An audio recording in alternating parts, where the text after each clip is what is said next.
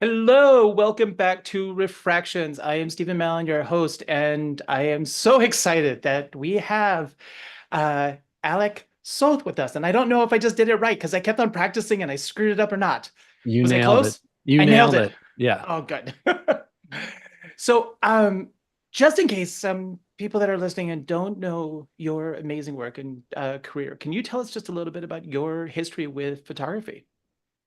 Sure. I mean, first of all, like photography is so vast and there are these little different corners within it. And so I'm in this photo book corner, as you can tell from the books behind me. But I'm aware of all the other fields of photography, so I don't expect anyone to know who I am. And I actually came to photography from a fine art perspective. So I did painting and drawing. I never envisioned a life as a photographer or a career, that kind of thing.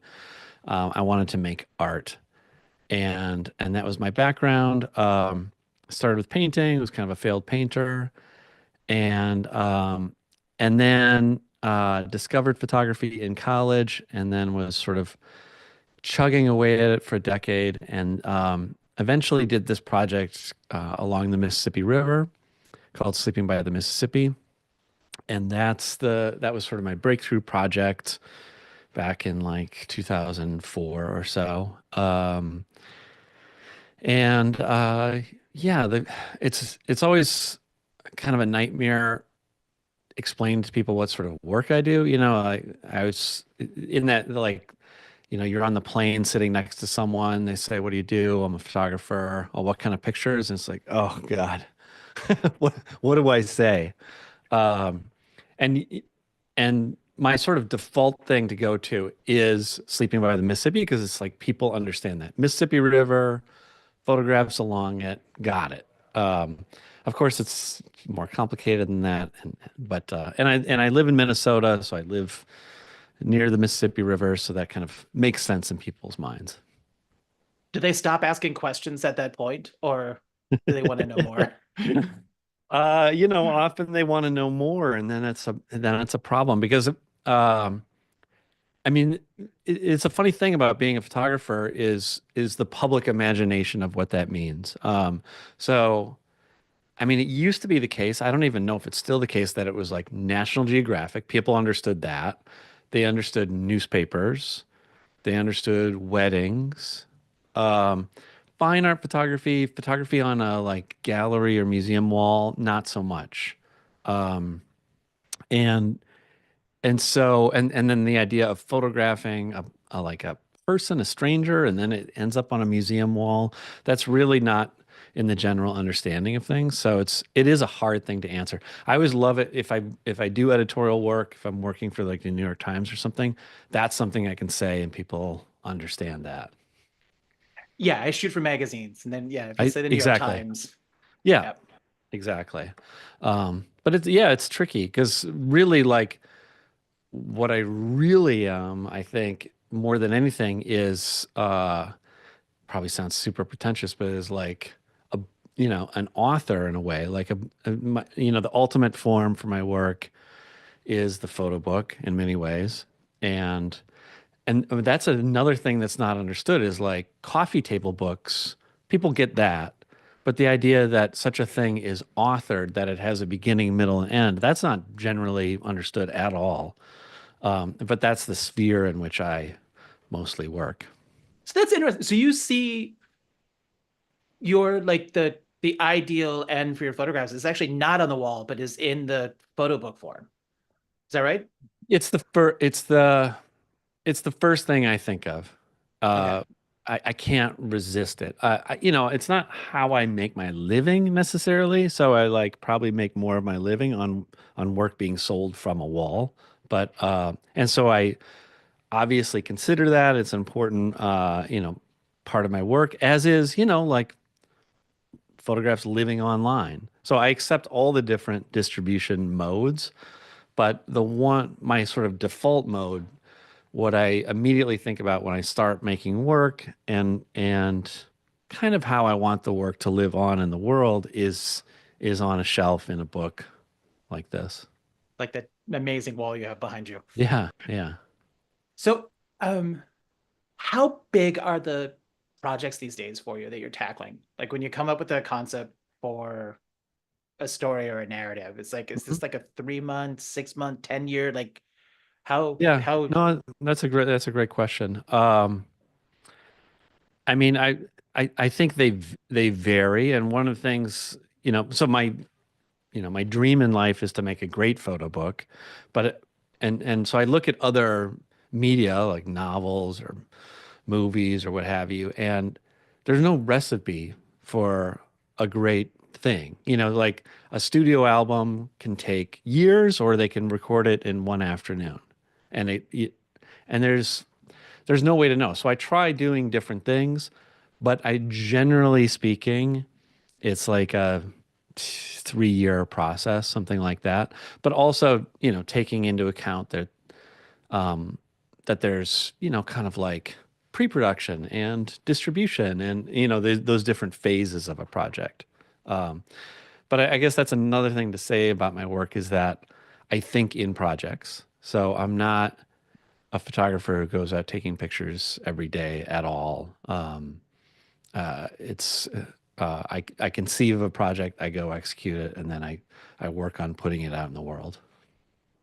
and what's the genesis for those ideas? Like what drives, Hmm. like what's the spark? Yeah. Uh, for myself, I've found that the way it works best for me is so I need to find something out in the world. I need to go out, but I'm looking for something out there that reflects what's going on internally, what I'm thinking about, uh, psychologically or whatever themes in my life. And I have to kind of match up these two modes. I've tried being a photographer who just cares about the outside world, just some issue or what have you. That doesn't work for me. I'm too narcissistic. uh, at the same time, like if I do fully narcissistic work where it's just if I'm photographing myself in my bedroom or whatever, that doesn't work either. So I have to pair these two things. And that's actually part of the big struggle is finding that metaphor, that thing out in the world that I can explore, outward and inward simultaneously. That's great. So you've got like a lot of self-analysis going on, like what you're feeling, what you're thinking about age or family or whatever All that is stuff. Yeah, impacting you, and then taking a look at what's happening outside of the world and figuring out what's the pairing to both communicate it and also something that you're going to be able to relate to. It's absolutely. And I get it wrong all the time. So, for example, in the sort of the beginning of the first Trump administration, I felt like this need to sort of respond to the state of the world, state of the US as it was. Um, and I went out and it was just a clunker and nothing was working because it didn't actually match internally whatever things were going on in my life. I am self-conscious about that there is this narcissistic stream to what I do, but I just have to be honest with myself. Like that's the way I make work, and yeah, so be it. Um, it's interesting just because I feel like I've seen that in other people's works. When I think about narcissists, like you're not the first photographer I think about it. And it's interesting feeling that you feel there's a strong drive for it. And well, and it's also, it's also the context in which I work. So I'm a member of Magnum Photos, which you know possibly a lot of people in the audience know Magnum Photos is, but it's a cooperative of photographers around the world, but it's very affiliated with photojournalism and sort of hardcore issue related documentary photography.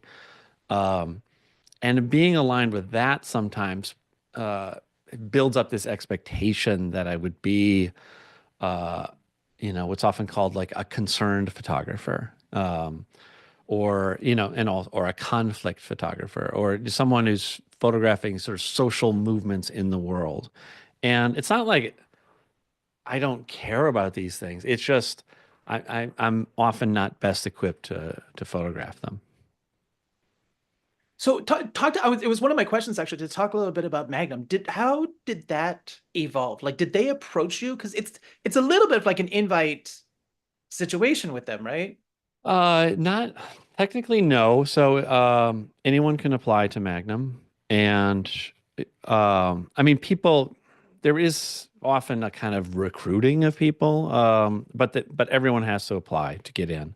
Okay. Um, and when I had that initial success, uh, 20 years ago or so, and it was again in the fine art context. So I had to show it to as part of the Whitney Biennial and like got an art gallery, all that stuff.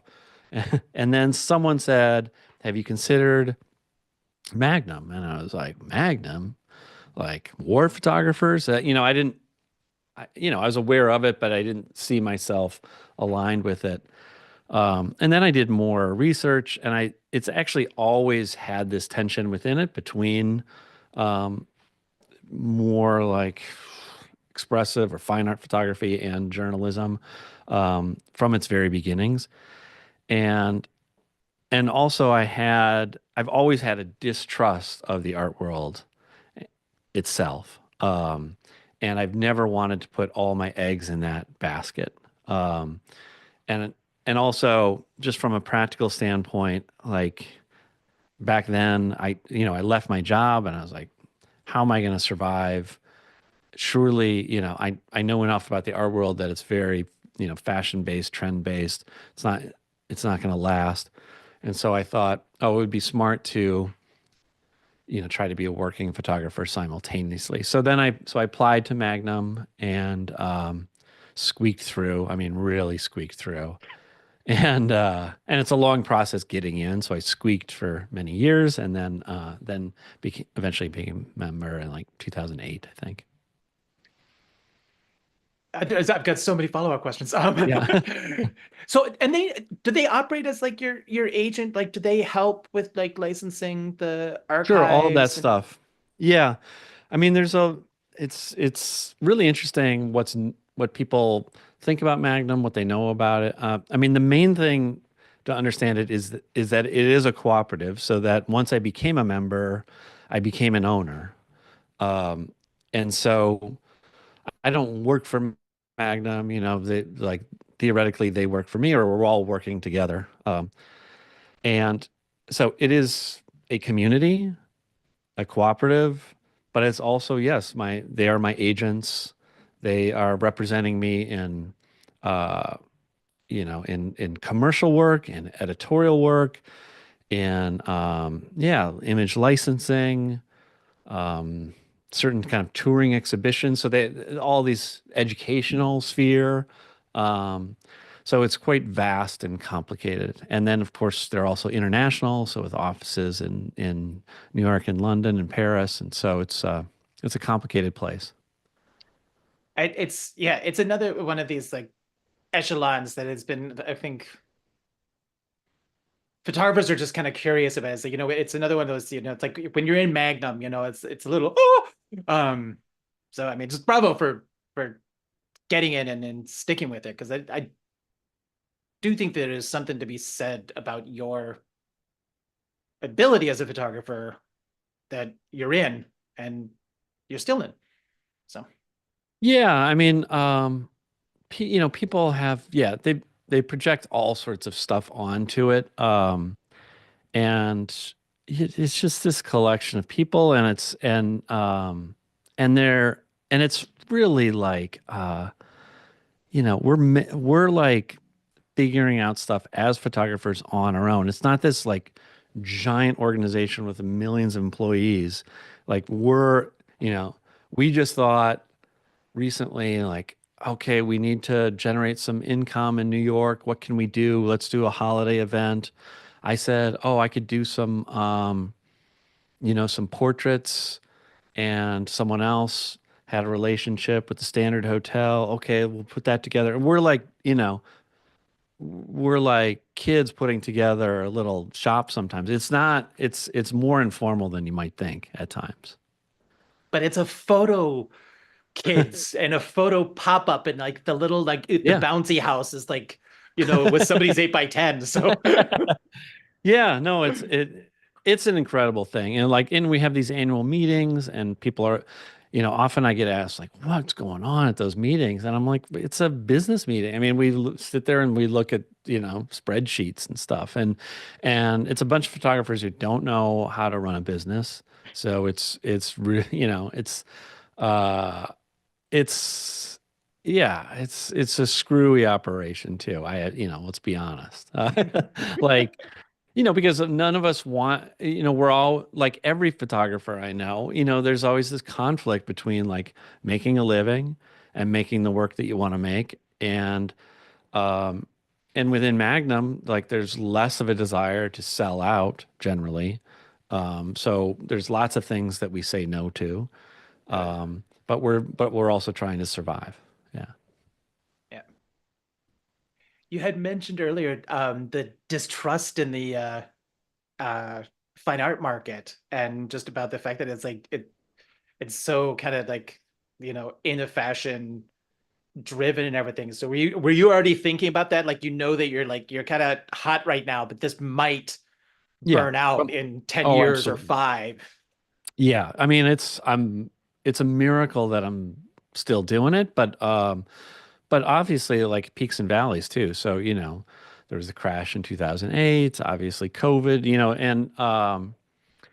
and yeah, because the art world works on limited supply, so it's the lower the edition, the fewer number of objects out in the world, the better, the more desire for it, which is really not the same thing as something like Magnum Photos or, and I've always been a person who put my pictures online or was doing blogging and was more accessible. So that doesn't always like pair with the art world, which is about inaccessibility. And and it's not, I'm not like trying to speak badly of the art world. I just know that things come in waves, that things come in and out of fashion. But that's also true of any like commercial sphere, really. Yeah. I've there's a Supreme store now Mm. and on Bowery in New York. Yeah. Um, I'm dropping his Jamie. It's not Jamie. Who's the old photographer that was in there? Um, Stephen Wilkes shot the documentary on him. Jane Okay. Mizell's Oh yeah, yeah. Uh-huh. space. But there is a line out the door to Oh, get in absolutely. there to buy like the limited edition shoe that has like Yes. just dropped, Oh, and absolutely. No, my son has always been into that stuff and yeah, and that actually, I mean, so I've done throughout my career as a photographer, I've like entered into the fashion world and then extracted myself at different times, but it's the same as the art world. It runs on the same kind of machinery. It's just that it's much bigger. And you can get sucked into it. You can become part of the machine. And that's just always something I'm trying to be cautious about. And same with the art world. I mean, one of the reasons I like living where I do in Minnesota is that I can build in a little bit of separation from it. Because if I'm around it all the time, it becomes hard to remember why I'm doing things. so it's part of it's you're taking advantage of the distance, so Yes.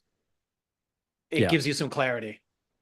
for sure. And I feel really like so I went to college in the New York, area, and I interned in the city and did all of that. And it appeared that one had to live there to be an artist. And I just thought, well, I'm just not going to be a successful artist. I'm not cut out for it to play that game. Very fortunately, the internet emerged right, pretty much right after I left college, and my career is like was built at the same time as the internet, and so thus like blogs and all that kind of stuff, I participated in, and it was my way in. and it worked. I'm very lucky. That said, I would not want to be a young artist right now in like when it's so overwhelming online and it's so fragmentary as well. It is incredibly saturated. And Yes.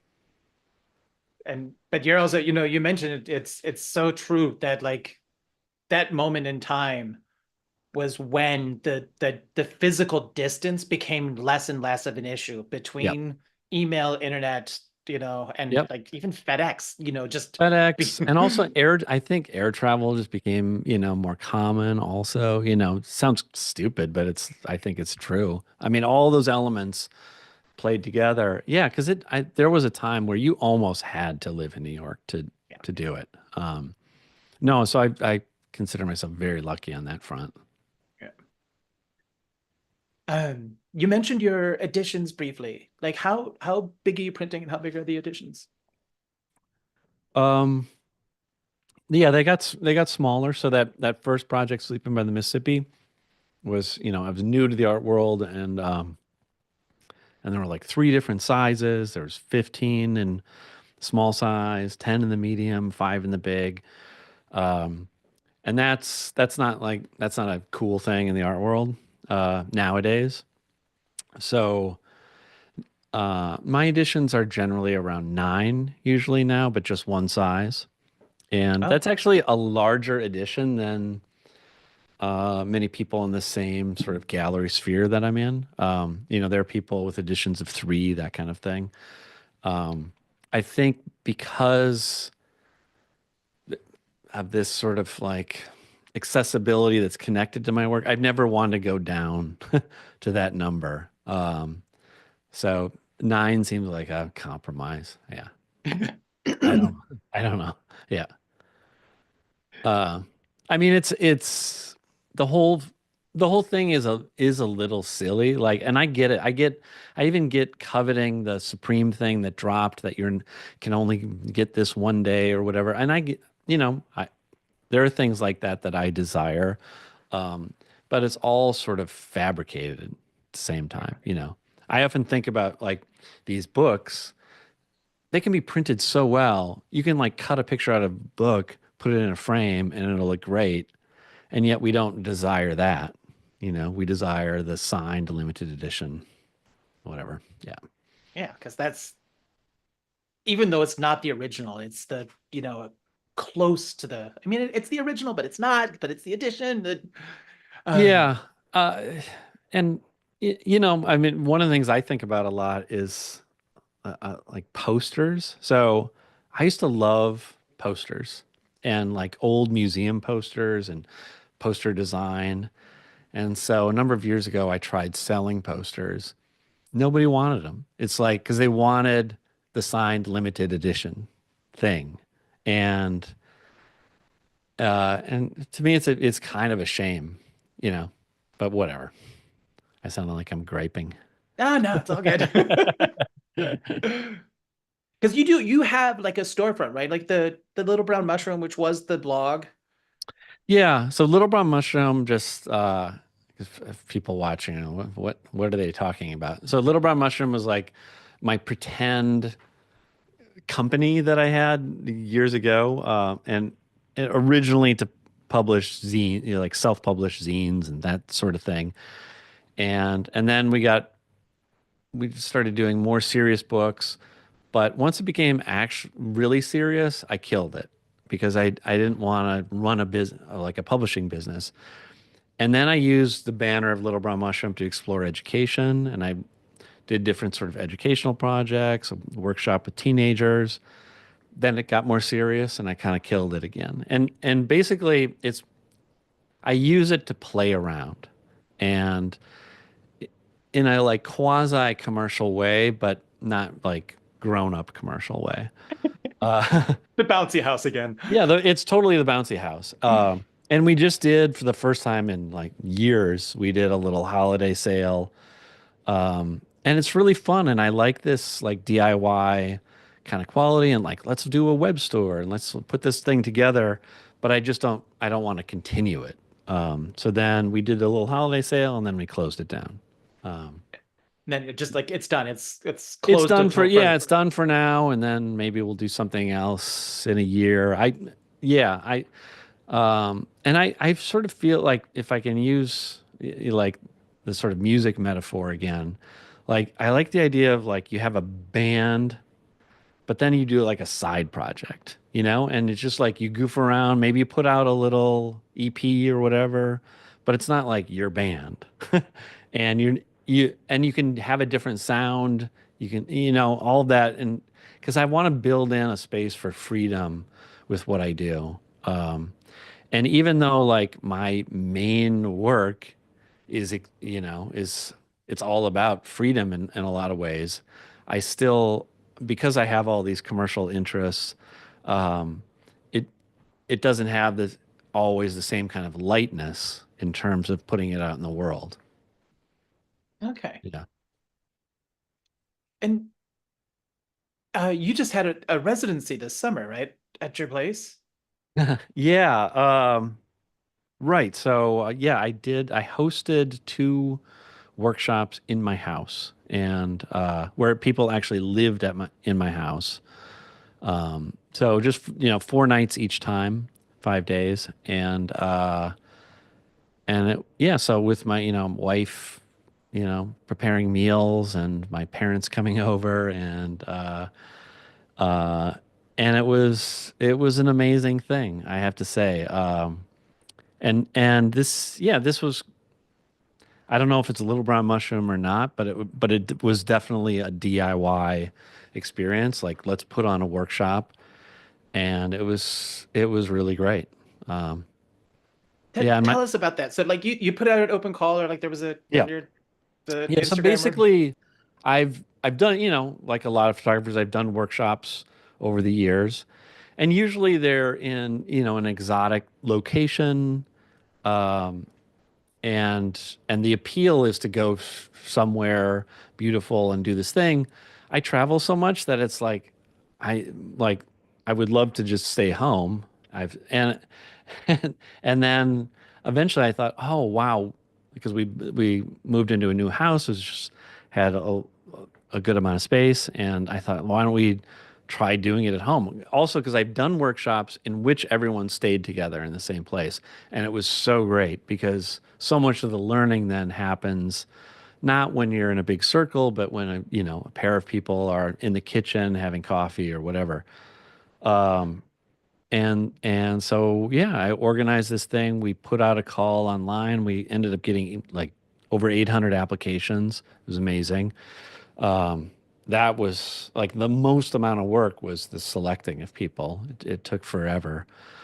And we half the people were outside of the US. So and I also love this idea of people coming from all over the world to Minnesota, because it's not like the tourist destination, but people loved it when they got there. And yeah, and then what are we doing? It's not a shooting workshop at all. So it's for, like I described in the beginning, the people that are in this sphere of sort of authorship and project photography and bookmaking, and it's developing those personal projects, and helping them along the way. very cool.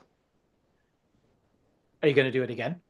We are, yeah, yeah. It was funny. My wife wanted to like not stop. She wanted to just like keep doing them, and I'm like, that's it. A, I can't make that my life, and then B, people don't want to come to Minnesota this time of the year, so it's a summer workshop. So yeah, yeah, we'll do it next summer.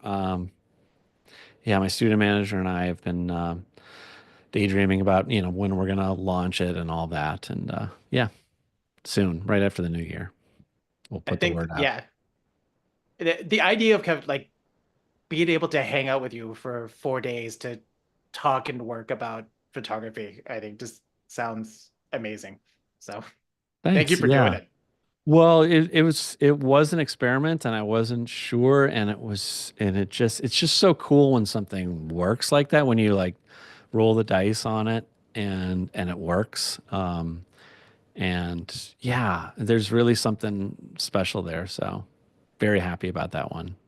See, I think this kind of contradicts a little bit of the narcissistic aspect of what we were talking about, because that sounds like a lot of giving. And I know you're getting some back, but like it's a pretty Yeah, no, well, right. I mean, I do. So I do have this desire to not just gaze at my own navel for sure. So I do, and and that's been consistent. So that's part of the like being involved in blogs and YouTube and all that kind of stuff is like wanting to, yeah, share something, help someone. Um, I very often I talk about my high school art teacher who completely changed my life, who I owe everything to, and I wanted to be that. I wanted to be that for someone else. And then I tried becoming a professional teacher. I mean, I dipped my toes in those waters and I learned that I was not him, that that's not the way I do it. So I've had to, over the years, try to figure out, okay, how can I be useful? And in what context can I be useful? And sometimes that means just me sitting in this room talking to myself on YouTube, but I can still be useful to people that way. Um, and it is worth noting that, sorry if I'm taking up too much time, but this is an area of interest, is that in education I've learned I'm I'm good one-on-one actually. And so a big thing with the workshop at my house is that I build in one-on-one time with people. Um, so because that's actually where I excel. And then ideally, half of the learning for the students is with each other. And then hopefully there are these one-on-one moments. Because I'm actually not great as a classroom person because I don't really know how to navigate all the group dynamics. it is a skill, right? It's a Yeah, it's a very different. Yeah, it's a very different skill. And one thing that I've thought a lot about is how like developing one's voice as a artist. It it's there's something similar about education. Like you have to develop your voice as a teacher, and I can't have the same voice as my high school art teacher. So I've had to work on that over the years. And I've had some experiences that yeah, where I was definitely less successful with it. Um, so yeah, I think and yeah, so I do want to give back and also especially as I get a bit more mature, and some of that like uh some of that narc I shouldn't use the word narcissism. It's so negative, but it's like some of that is like lessened as time goes by. Some of the like the ego drive is just toned down a little bit, which is a relief. But not I don't want to overstate it. I mean, it's still got heavy ego. Yeah. you gotta have it. I mean, it's It you're putting is. yourself out there, you're putting your work out there, it's Well, it's an interesting question about the ego drive because I think it is like it's a form of gasoline, it like makes your engine go, but it doesn't burn very clean is the problem. So it's like so sometimes feel like I need to switch to electric, and like find a cleaner source of fuel than the ego drive. I love that metaphor that ego is like gasoline because Yeah, it's incredibly toxic. Um it can be really toxic. Yeah. It can be really toxic. it, And yeah, and it can hurt other people, not just you, but other people around you. yeah. But it can like really make the machine go, you can get a lot of work done from it. Yeah, and if you stand on the accelerator too long, you can crash into a wall and just like Yeah. Yeah. I mean, interestingly, we have a leader in this country who runs on that fuel exclusively. And you got to hand it to him. It's like he gets a lot done in his own way. but, but is it, boy, is it dirty fuel. Sorry, I shouldn't get political on the. I so how are you as the artist going to like have you found a project? If is there anything you can share? Because this is something that I am struggling with. Speaking of, the whole element of toxic masculinity has, Mhm. the icon of it has just been elected, essentially. Oh yeah. And I am stuck a little bit. Like I've got an ongoing long-term project and that's fine. It'll keep going. But like I haven't figured out how to deal with my emotional like terror of what is coming in the next 4 years. Um, do you have a project in mind or like what are you doing to accommodate? I mean, like everyone else, it's sort of like I feel like we went through this already. Like I already told you about like how I wanted to respond the first time and to sort of deal with it, and it was unsuccessful.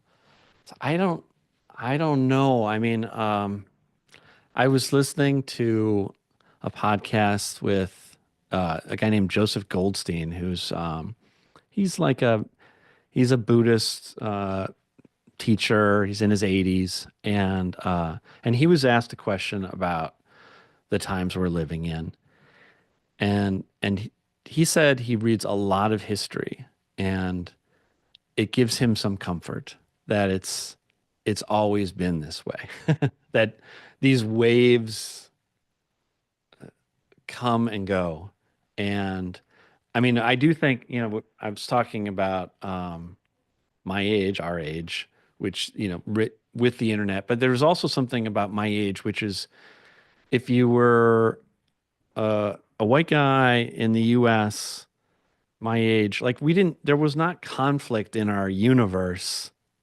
It was sort of like after Vietnam until 9/11, it was this like time of no conflict. There was out in the world, but we were blissfully unaware. And And I've come to realize, oh, right, this is the way the world works all the time, is that there are these forces that come in and just stomp all over the place. And then people have to survive and they have to rise up um and so that gives me some comfort though, that this it's not all it's going to also change in time. And it could be 2 years, 4 years, whatever. Change will come. And I do find, so this is the less toxic fuel, but I do find, meditation, mindfulness, all of that kind of energy, you know, the car goes slowly, but it's much cleaner. All right, so I got to work on a little bit of meditation, I guess, then to It's not a gotta situation, but I'm just dropping a seed. just don't. I'm working on how to keep my emotional needs balanced. Hmm. I always say. But so yeah, getting back to pictures. Yes, Yeah, so do you have any is there any books coming out? Do you have any shows coming up? I do. So I released a book this fall. It's called Advice for Young Artists. And typically, when I talked about distribution, like a book comes out, and typically I have all the exhibitions at that time. For it didn't work out this year, or this book. So all of the exhibitions are next year. So one is in February in Minneapolis, March in Los Angeles, April in San Francisco. Um, so so that's all kind of rolling out with the gallery exhibitions of that. But the book is out now, and so there's that. I have a survey exhibition in Japan right now that opened a couple months ago, and that I'm really happy about. And then yeah, um, little things here and there, and also the museum world works, far in advance. So I'm like working on a show for like 2026, 2026 and 2027 is another one. So working on those things. Nice. And then I'm trying to start a new, I'm just at the very, very beginnings of thinking about what I want to do next, basically. And I don't know. So So those three shows are in conjunction to the book. yeah, the book, it's this book. So it's called Advice for Young Artists, which is my most recent one. And yeah, we can talk about it or not. I don't, yeah, it's We as got a you little bit of wish. time left. Yeah. But yeah, so tell us about the book. Yeah. So despite that name, the book is not it has no advice for young artists. So the name is it's a little bit of a trick. The the the book was made over the last couple of years at in art programs across the country. So like 25 or so different undergraduate programs around the US. And not just photography, but art making generally. And I ended up going to those places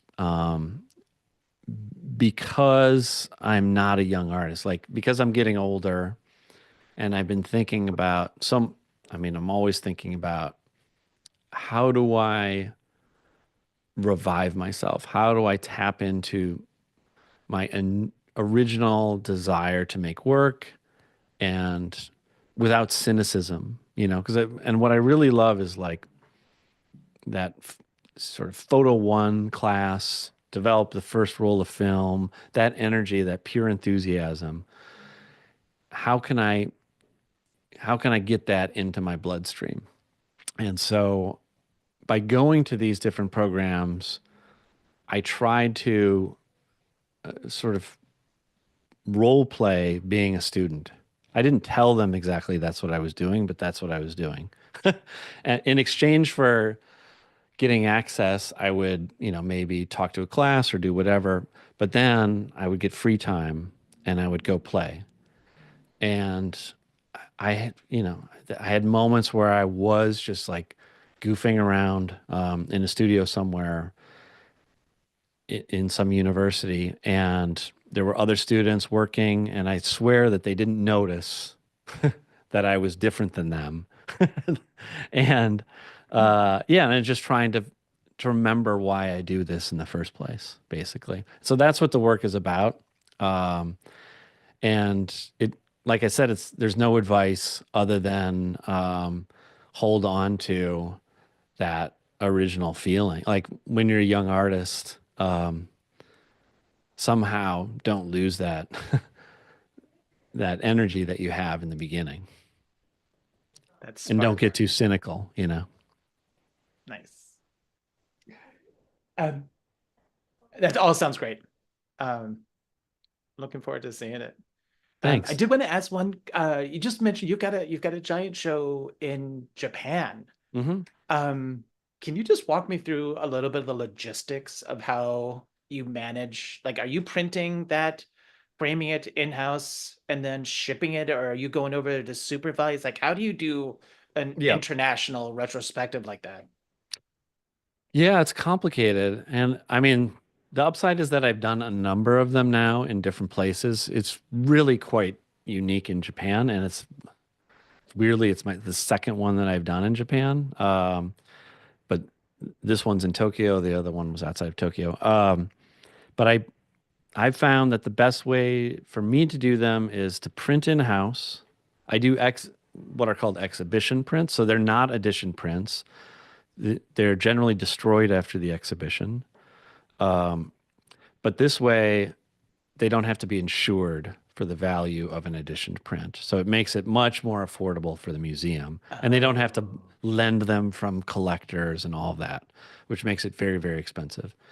So I print in-house and then I ship them rolled, and then the mounting and framing happens on site. and then it's Uh, destroyed afterwards. Then it's destroyed after. It depends on because there are touring exhibitions too, and then they move around, and yes, eventually they get destroyed, or the prints come back to me.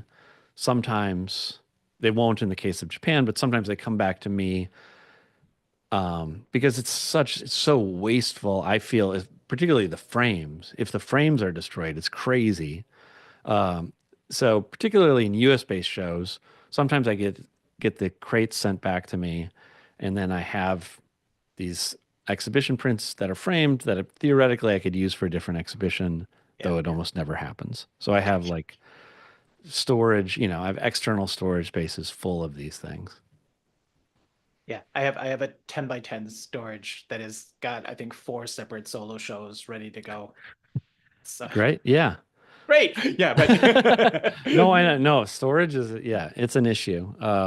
But it's the upside is like not being a painter. This is where it pays off because having to do loans and then ship into, individual works from across the world, so expensive. So it makes it much easier to have a survey show like this. point. Good point.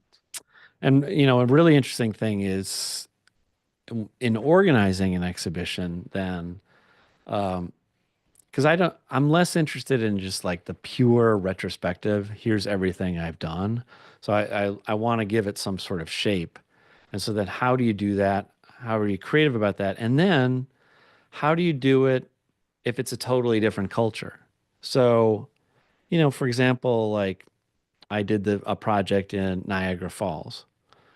Well, Niagara Falls is not necessarily understood by people in Japan as a geographical area, like all the meaning of it. So how do you communicate that? What does it work to organize work by geography, or are there other ways to organize work? That and that kind of thing gets quite interesting, actually. Did you go to the Love Canal? Go to where?